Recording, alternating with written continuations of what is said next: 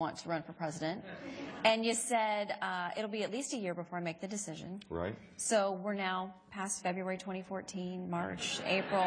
Anything that you want to tell us? Well, I was asked the same question about in the fall, and I said at least a year as well. So I updated I'm not paying attention to that one.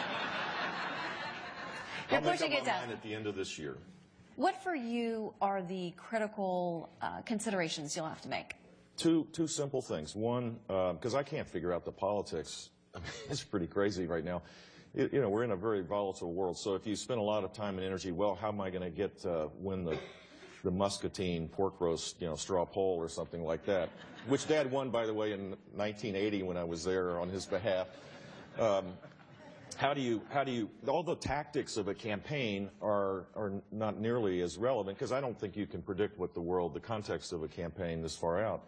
So for me, it's two simple things, and it relates to kind of what the conversation is about here is, can a candidate run with a hopeful, optimistic message, hopefully, with enough detail to give people a sense that it's not just idle words, and not get thrown in, not get back into the vortex of the mud fight. Can you do it? In my case, that means can one do it joyfully, without tied to all of the convention of the politics of the here and now. And the other is it okay for my family? Is it something that isn't a huge sacrifice for our family? And that's a different set of data points, if you will, and it relates to a lot of love and emotion. And I just don't want to go through that till the right time.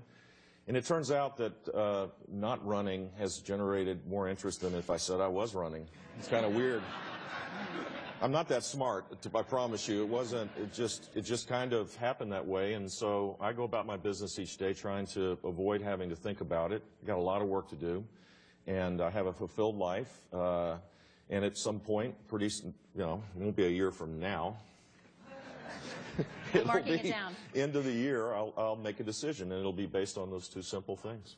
A colleague of mine, Megyn Kelly, who many of you know, was interviewing Governor Christie a few days ago, and she asked him about 2016 and said, who do the Republicans need to support? Who do you think are the front runners? The first name out of his mouth was yours.